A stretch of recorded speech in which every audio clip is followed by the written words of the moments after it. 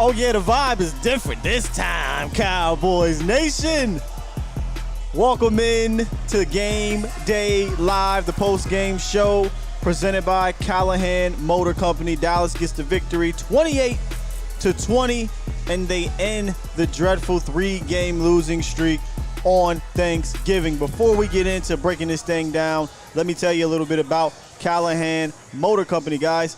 It's brought to you by Callahan Motor Company. It's the finest, most quality-oriented pre-owned dealership in the DFW area. As a family-owned and operated business, they have been serving the public since 2009. From sales to trade-ins to finance, you can count on Callahan Motor Company. They got over 150 vehicles regularly in stock in over 25 different brands. Hit them up at CallahanMotorCompany.com or visit them in Keller, Texas. Man, I always talk about that drive home. And the Cowboys came out and they executed the drive of the game, in my opinion, to put them up 21-13 after the Giants gave away a fourth down opportunity. And from there on, it was it should have been a route, but it was a route in regards to execution from both sides of the ball. Dallas did the exact opposite of the first half. Stop with the penalties, like we said. Stop with the mistakes. Yeah, because the end there. Yeah. They had 13 penalties. They had 7 at the half. Yeah, you're right. So, right. Well, I should say the game or the moment-defining, game-changing, whatever penalties that they were messing up, right? And they got back to doing what they do. Remember how we talked about that at the beginning of the game? Do what you do. 12 personnel, 13 personnel, play action, under center, creativity in regards to the run game out of the shotgun. They got back to doing them, and Dak and CeeDee Lamb got into a matrix. Dak Prescott in the second half was 11 for 14, 145 yards, 2 touchdowns to the tight ends, and CeeDee Lamb made some amazing catches along the way. That's how you finish. From now on, that's how you drive, Jesse. We're going to enjoy this moment because winning is hard in the National Football League. But I've said this on any and every platform that I've been on. I don't care. I care about the regular season, but it's moments like this first half that worry me about the playoffs. Because if you come out and you glitch the way that they glitched in the first half, let's just say, because right now, if playoffs ended today, you have to take the trip down to Tampa Bay.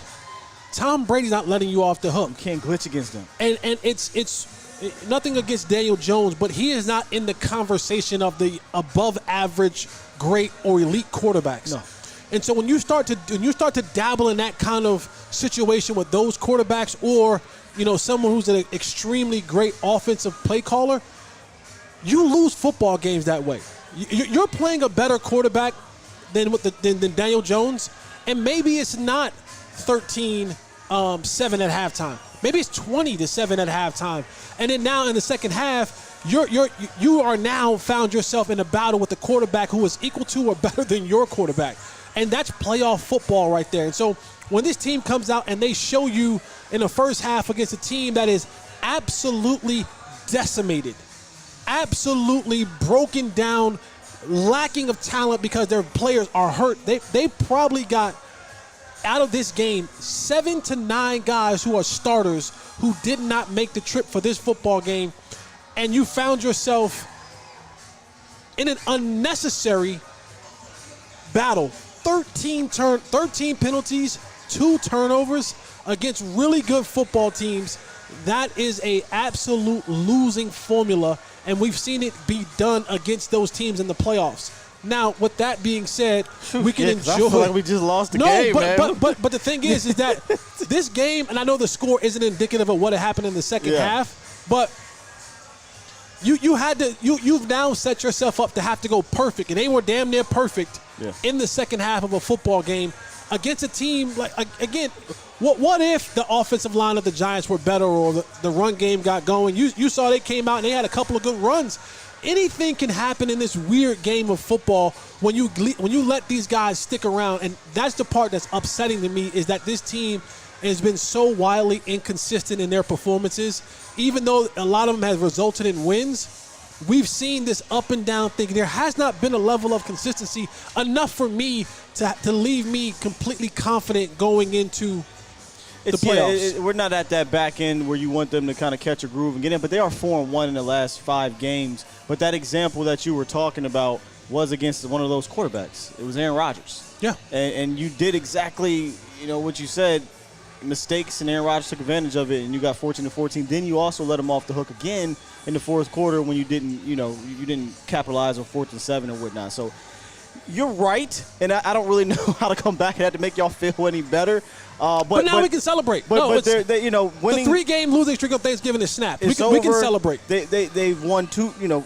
It's hard to win 4 days after you play, and maybe that's what we saw. We saw them come out. And they weren't on their game. They weren't as focused or whatever it may be. But see, to me, that's an excuse because when you look at holding, false start, yeah, they're not on the game. Holding, false start, like you get down in the red zone and you false start twice, like those things to me, like come on, it's not an excuse. I'm not excusing them. It is what it is. Like this is all like 1, 2, 3, 4. Right, but wouldn't you say that's a lack of focus? It's a pre-snap, like the pre. Yeah. That's what I'm saying. I'm not saying this is an excuse. I'm not excusing them for the mistakes. I'm saying they came out with a lack of focus. 5 pre-snap penalties, 1, 2, 3, 4, 5 holdings. Yeah. Like, come on, guys. 13 penalties. Like you, at this point in time, having a lack of focus. We're 10 games into the season. Correct. 11 games into the season. Whatever it is. Like, line up and stay still. You can't keep having type of penalized performances like this when you're trying to win football games. Again, because you found yourself today because of the turnovers and the penalties in the first half, you're in a battle with a team that should not be on the same field as you. True. And then in the second half, they cleaned a lot of that stuff up, and the cream rose to the top. You play with your food, and you stop playing with your food in the second half, and they pulled away, and they won on a 20, what should have been a 24? Yeah, 24. But he missed the field goal at the end. Nothing run. Instead, they went on a 21-0 run. And again, I know, I get it. I'm nitpicking, right? No, you're telling the truth. But Brett Maher hit a 50, a 53, and 2 60-yarders last week, and he missed a 48 this week. Yeah. It's little things like that you go, come on, guys. But the game's over at that point. Is it? Yes. The game's over. It's just 2 minutes or something left. They're up 15 points. Okay. All right, whatever. I mean, I don't know. I don't know where we want to go with this. Are we upset that they won? I am upset at some of the performances of this Cowboys football team today. I'm excited that they won. But that's every game. Even in wins, I say this all the time. No. There's a difference between saying, "Oh, we had some things here and there." Like they had today's performance, especially in that first half, was pitiful. It was a pitiful performance. It absolutely was, and we got against on them a football team that they should not be on. Like you should not have had a battle with the New York Football Giants. You're today. absolutely right. But did we not say what they needed to do in the second half, and they came out and did it? Right. That doesn't mean I can't be upset about their performance. True, but it feels like the Cowboys lost 28-20. No, they almost lost this football game. They didn't, though. Okay. They didn't almost lose it. Okay. You have your opinion and I have mine. I'm totally fine with both of those. But when did they almost lose the football game? You were in a football game battle with a team who were down 11 or 12 guys. Yeah, and earlier that's the NFL. You know that better than anybody. I absolutely agree. Like there's moments in this game again that I look at, and I'm thinking, and maybe I'm doing too much foreshadowing for when the playoffs come. 100%.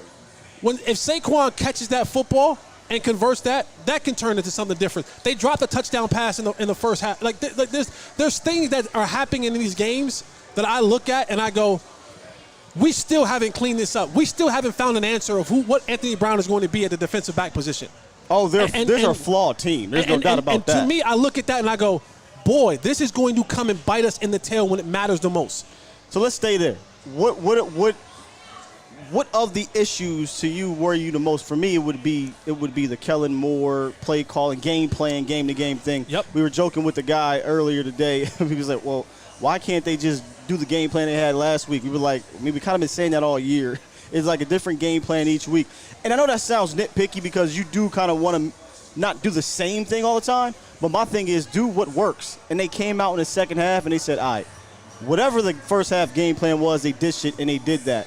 My nitpick would be, well, why not start the game that way? That way you're not putting yourself in these situations. But the penalty thing is something that definitely needs cleaned up. You can't have 13 penalties in the ball game and expect to win. Almost the same amount of penalties as last year in Thanksgiving. Right. And they lost that game in overtime. You could probably argue because of penalties. Yeah. So that would be mine. What would be, I guess, your number one thing you're worried about moving forward from a victory like this? The inconsistency of the team in general, like offensively and defensively. There are some really good bright spots in this football team, and I get it. I mean, people are going to say, Jesse, you're just complaining. But I'm looking at, can this team consistently put full games together against teams of quality? That's what I want to see. I want to see you put consistent good games together. And I'm not talking about 40-point blowouts.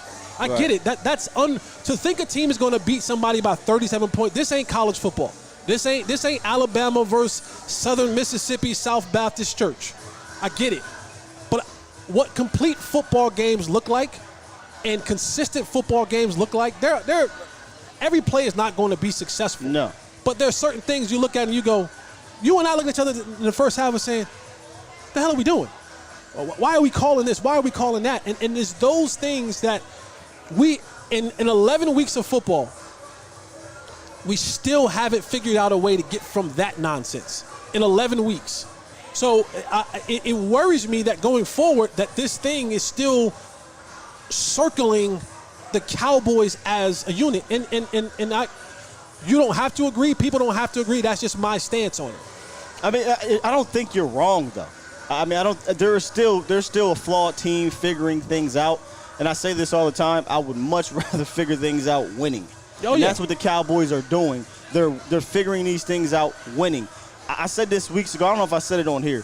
They were at a point where they had to hit the reset button because they got their quarterback back. And they found a different way to win without their quarterback, and they found the formula, right? And you saw that in the Detroit game. They tried to come out and do too much, and then they settled down, and that worked out. Then in the Bears game, you saw them kind of put it all together, and that worked out. And then I think it was the Packers game that was next, and it got funny. And that's what that's the game that has us really worried, is what you saw against a quality quarterback when you make those mistakes. And then they come out against Minnesota, put it all together again. And you're like, oh, okay. Then they come out against the Giants, and it's up and down. And it's the inconsistency you talk about. Right, because even in the game that they, like there were turnovers in that. We talked about the communication with CeeDee Lamb and Dak Prescott. Like, we saw it again tonight. Like, I said that we didn't see the communication.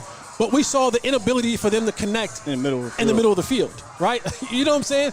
Like, so it's things that I see in those games, in the Bears games, when you threw the interceptions. You looked at the Lions game when you gave up a ton of rushing. There's things that we consistently keep seeing pop and rear its ugly head in these games. The penalties in the games that we lost. So those things we haven't figured out a way, and we've been winning in spite of. But when you deal with a well-coached football team or a quarterback who is above average or better, those things you can't you can't afford to have 2 turnovers and 7 penalties in the first half against Tom Brady.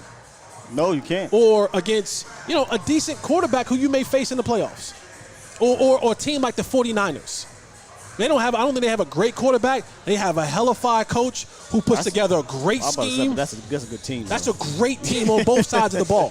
So it's little things like that I'm nitpicking today. Before and we're going to celebrate the victory. That's fine. But the inconsistencies have bothered me. It's bothering me. I often wonder sometimes when we focus on our one team, if it's more often this is normal in the NFL in regards to inconsistencies. When you're an 8-3 team, you're consistent at something, and that's winning, right? And they're not always going to be clean. But this team has really the Cowboys historically, even though they haven't had a Super Bowl in years, historically this team's going to win 8 to 12 games every single year. Right. What I've said before in the regular or earlier in the season, and what you're hinting at here, it really doesn't matter what they do in the regular season. No. The problem is we got to get to the postseason, Jesse. Like we got to get there. Once we get there, and then we can evaluate a full season's worth of work. And if we're being honest with ourselves, there's going to be 2 seasons. There's going to be the Cooper Rush, the week 1, the Cooper Rush first 6 games, and there's going to be the rest. So I feel like I said, when we hit that reset button, now we have a real evaluation of this team and their tendencies, good and bad. And we're talking about a lot of the bad tendencies right now that they do have to clean up. And maybe because they hit that reset button, these things will get cleaned up. But we don't know, and let's be honest, we don't have the trust because of the postseason lack of success over the years. History says that Right. it comes back to bite us in the butt. Right, but we got to get there. And to get there, to me, it's week to week. And this week you walked away with a 28, shouldn't have been 20, 28-20 victory after overcoming adversity in that first half, being down in that first half, something that I don't know that we've really seen this year. I can't remember specifically, but when the Cowboys were down, they pretty much usually lost, I think, at some point. When I say down, I mean down by more than – no, they were down against the Giants. They were down against the Giants at one point earlier this season. So, yeah, we saw that. My apologies, y'all. We saw it in other games as well. But to see them fight through the adversity, that's something you want to see. But you don't want to see them cause the adversity by shooting themselves in the foot. Speaking of the run game, they held Saquon Barkley to 39 yards, much better this week. 21 carries, 90 yards total by 3 backs. And if it wasn't for that dude, I don't even know his name, Bright Bell or something, man. He came in there and just started popping off long runs, 15-yard gain, 10-yard gain or something like that, and that put them up there. So they did well in that department. Darius Slayton made the catch of the dang on, second best. No. Third best catch of the day because C.D. Lamb had the 2 best catches of the day. One didn't count. The other one did count. But that one that didn't count, man, that was ridiculous. I thought that was a touchdown. I thought it was a touchdown. Still think it's a touchdown. Because I'm thinking like heel and toe touchdown. Since when is your heel not part of your foot? I don't know. I thought heel and toe was both good, and they thought otherwise. But I thought that was a touchdown by C.D. Lamb. Well, C.D. Lamb gets 6 receptions, his second 100-yard game of the season. Him and Dak were in the matrix in the second half after a sloppy first half. Michael Gallup, he woke up in that first. He was the dude in that first half. Yeah. 5 receptions on 6 targets, 63 yards. And I said this to you during the game. It looks like he's starting to get that, I don't know what to call it, but that explosiveness back, that confidence back. In his knee, in his movement, and they're not asking him to do some of those second route type of things. They're keeping him in motion, as you said. Yeah, as long as you keep right now, I think the best thing for a guy like Michael Gallup is that all of his routes stay in motion, meaning that everything that he does, once he starts, he doesn't have to start and start it. He doesn't have to start, stop, and start again. Yeah. If he's running a slant, a bang 8, a speed in, a speed out, anything where he's consistently moving, and once that knee gets going, those legs get going, let him keep going. And he came today with, I did the little gift of the little strong hand. He had the strong hands today. All of his catches, and it goes back to when you look at that's his game too. But what you have to go back and look at too is there is no separation. All of his catches were tough, and that's the part about the explosion that he doesn't have quite yet. And it has to be those tough hand catches because and that's his career. And that's the part. And the Cowboys, oddly enough, Dak throws into tight coverages on almost 25% of his passes. So when you look at his passes, it ain't jokers running wide open. No. It's usually having to be a contested catch or a tough catch. And today in that first half, Michael Gallup brought his strong hands and he brought some major grabs in. Yeah, and there was a few where it's like you have to put it high for Michael Gallup because that's where he excels, and the cornerback is in position. So if you put it on his numbers, that's incomplete. Right. But if you put it up, let him extend. And he's really good at that. He's really good. In Green Bay, we were both shocked when they threw that third down the sideline. That's a Michael Gallup staple play. Right. And he misjudged it, but today he did not. Michael Gallup was in his zone. Not Dalton Schultz, but Jake Ferguson had one of my favorite plays of the day. Little dump off. I shouldn't call it a dump off, but play action, rolls out, throws it out to Ferguson. Fergie sees a guy come and leaps over him, stays on his feet, gets like an extra 15 yards, and he was ready to truck my man. He did a hurdle and a truck stick. I was like, okay. Jake Ferguson had a game. He scored a touchdown in other games, but to me, this is one of his best games. He got hurt, came back in the game, and balled out. Dalton Schultz, 4 receptions, 31 yards, 2 touchdowns in the red zone. I'm telling you, man, ever since Dak Prescott has been back, Dalton Schultz has been back. I mean, that's just Dak Prescott, Dalton Schultz. They're going to have that chemistry. And now we're starting to see Schultz score touchdowns in the red zone.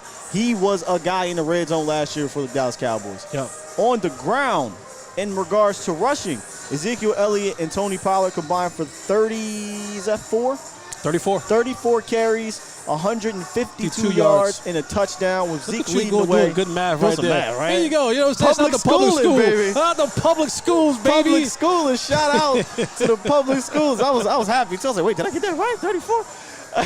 Because I'm just saying, they said there'd be no math. Shout out to basic math in public schools, baby. And 152, right? Yeah, you got it. 152 yards with a tutty. And Zeke led the way today. This is the beautiful thing about having these guys both healthy together. I don't know how healthy Zeke is, but he looked much healthier today than he did last week. They can provide things. You saw Tony Pollard give you some spark plays here and there through the ground game, but it was Ezekiel Elliott who gave you some of those longer runs, saw some of the patient stuff. He was the one doing the best in between the tackles today, but we kept saying, let's get him on the edges because, Dexter and Leonard Williams were having their way a little bit. And before I move on to the defense, Tyler Smith today was a rough one for him. This is one of those games where you go back to the tape, take a look at the teaching tape, and figure out where I got to get better at and figure out how to get better against those blitzes because he struggled mightily today. And I wonder, with this long break, Jason Peters got some extensive time last week at left tackle. Do they look to move him in and give him a game or two inside while Tyron Smith gets ready to come back? It's a possibility, and you've seen them do that last week to kind of just a little bit experiment with that. And now that you have this little bit of extended break, I know they're going to use this time to get some guys healthy, to get some guys rested up, to get some guys, back from those sicknesses. But I think the Cowboys will continue to look at that. And, I got a chance to – I'm at the Star every single day. And so as I'm coming in and doing my show, a lot of times the Cowboys are outside on the football field. I'm not going to lie. Tyron's out there moving pretty good. I mean, he was out there doing some work, on the pads and stuff like that with some other, he wasn't on the cords with Britt Brown. He was out there, kind of hitting the pads and working on, level hitting pads. And I was like, oh, it looks like I don't know how that would translate into the game, but he looked like he was moving without limitation. Brother, somebody said this earlier this season, but I laughed at it. It was like Tyler Smith is better than Tyron. I'm like, relax. Okay, a healthy Tyron Smith is still one of the best tackles in the NFL. He may not be the best anymore, but a healthy – and if I can only get him – I say it all the time. If it's 4 games, it's 4 freaking games. Yeah. I would take those 4 games, especially if they're in the playoffs and they're those 4 games. So I'm excited to get Tyron Smith back. Again, rookie. He's done well enough as for a rookie out there, and this is just one of those games he'll go back, learn from. Maybe Jason Peters will get in his ear and say, hey, man, when this is happening, you don't waste your time on the outside, slide inside, and little things that you pick up at left tackle with a veteran like that, man. Absolutely. On the other side of the ball, how many times did they get? They got him 3 times a day. Daniel Jones got sacked 3 times today. 2 of them was by Micah Parsons, right? Micah Parsons' 9th game in his career, which is a year and a half. 9 games, he's had multiple sacks in the game. 6 of them have come this season, which is ridiculous pace. But I said something to you, man. Daniel Jones is just knows how to get out of those dang on sacks when you're getting stripped or whatever. And so I give him kudos to him. But the Cowboys still did a damn good job, especially in that second half, getting to him enough, pressuring him enough to give some errant throws. And he held him, he blanked him until the end of the game with 8 seconds left in the football game. But they performed well in that second half. Leighton Vander Esch led the team in 8 tackles. I saw a couple good stops from Leighton Vander Esch. Obviously, they'll go back and look at it officially. We'll look at the tape. But I thought this might have been one of his better games. We have to go back and see, but it looked like it to me. Yeah, I thought defensively one of the things, we talked about it coming into this game, was being able to keep Daniel Jones in the pocket. And a part of that comes with, if we're all like wild banshees rushing the quarterback and he slips through there, because Daniel Jones is really good at that, then you give up a lot of yards. So I thought defensively up front, those kind of guys were kind of like, we're going to come, but we're going to be a little bit more patient in our up the field rushes to try to contain Daniel Jones. And then, because you saw a lot of it, a lot of times he got sacked because the pressure was coming around the end and he stepped up into it, and there were some guys waiting for him there. So I thought that was a little note that, that Dan Quinn said to those guys, that, hey, we have to be a little bit more patient in our rushes because he's looking for that opening to break containment, and that's how he hurt us a lot last time. So I thought, when they had the opportunity to kind of pin their backs and go get them, but a lot of that came from, except the second one of Micah Parsons, he beat the left tackle, beat him bad. But you saw a lot of his sacks when he had to step up, or a lot of the times when he was getting pressured, stepped up into people waiting for him so that he couldn't be a runner. And when he had to throw and he was like standard drop back in the pocket, that's when the pressure got to him most. But what you're talking about with those kind of, I don't call it muddle rush, but similar to it, they actually did a good job at it. Yeah. It was a lot of those play actions. I think it was the tight end talked about Olsen talked about how they came out, the game plan was to move the pocket. Yep. They were moving Daniel Jones, but Curse and D-Law and those guys weren't just firing upfield. They were coming upfield, and you saw Kurtz was jumping, and I kept screaming, man, just go get him. But he was jumping, trying to keep him in pocket, and they would try to dump it off, it'd be a catch or incomplete. But I thought that was disciplined rushing. Yeah. You saw it from Michael Parsons as well. So I think they played it well in the first half. It's just you gave them two extra opportunities to go down. One of them was a field goal. The other one, they didn't get anything out of it. And then, you bailed them out with a YOLO throw, and Anthony Brown just I don't know. Anthony Brown just has terrible ball skills. But so they did a good job to me against Aaron Jones today. No, absolutely. Daniel Jones. You said Aaron Jones. Daniel Jones. Daniel Jones. Because the thing is that, he may complete one now, may complete one later. You're playing the percentages. You're playing the fact that if we keep him in the pocket enough that he's going to give one up or he's going to overthrow it, he's going to do something inconsistent of being a good quarterback. So I think they did a good job in containing him, keeping him in the pocket, because he only had 14 yards rushing today.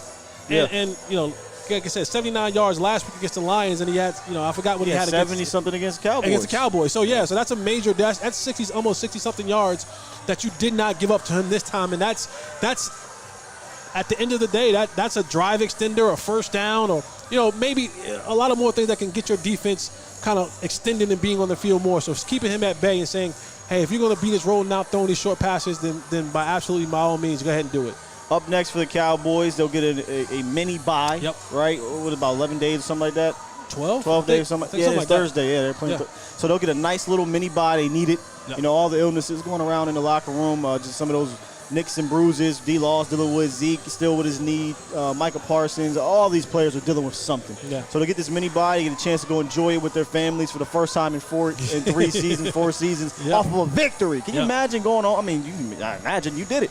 Going back to the crib or your friend, going out with your friends He's and like, family. I don't want to do all that, man. Leave me, y'all go ahead. Yeah, so now they can have some fun and kind of celebrate with their families and rest up, refocus, and get ready for this stretch run, because they come back and they got 1, 2, 3, 4, 5, 6 games left on the docket, right? And you want to be in a groove. You want to stop doing the things we talked about in that first half, right?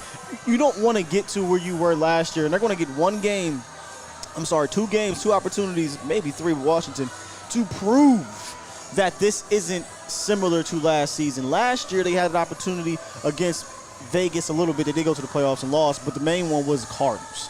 And they didn't pass that test, and then they went on and beat a bad team, with all the injuries or what have you. And we both were like, yeah, but the Cardinals game still rings loud. And that's kind of similar to, I think, what happened today. Yeah, but that Green Bay Packers game. So when you get down to Philly and you get down to Tennessee, you got to prove. And I know I'm jumping way ahead because they got the Indianapolis Colts next week, and then they got the Texans and the Jaguars week to week. I know. I'm just setting the table here. Right. I feel like those 2 games, though, towards the end of the season are going to be games where, are you contenders or are you pretenders? Right. Because right now, I think a lot of people are still wary of the Cowboys because of the inconsistencies. But you got to beat the good teams. You got one in Minnesota. They're going to the playoffs. Don't get it twisted. Right. But you want to consistently do these things. But they put together back-to-back wins against 8-1 team, 7-3 team. Adversity struck in one game. Another one was a clean blowout. Now, as we always say, build on it. Don't retract. Don't go backwards. Don't come out lackadaisical against the Indianapolis Colts. You saw what happened in Philly. Yep. I mean, I don't know what they saying in Philly, but they had to squeak out and get a victory against a bad team with the Jeff Saturday coaching on Sunday. Ain't probably got no business being there, but he's there. Shout out to Tar Heels. I agree you shouldn't be there, but he is a Tar Heel, So, you can't play with your food. It's a week-to-week league. This is still the NFL at the end of the day. So you want to see them build on top of this, and they'll have opportunity to do it, man, moving forward. And people always look at the Cowboys, like you look at a team like the Colts, they're probably not going to the playoffs. Houston, they're not going to the playoffs. Jacksonville, they're not going. This is their Super Bowl. And you talk about the Colts and the Texans, guess what?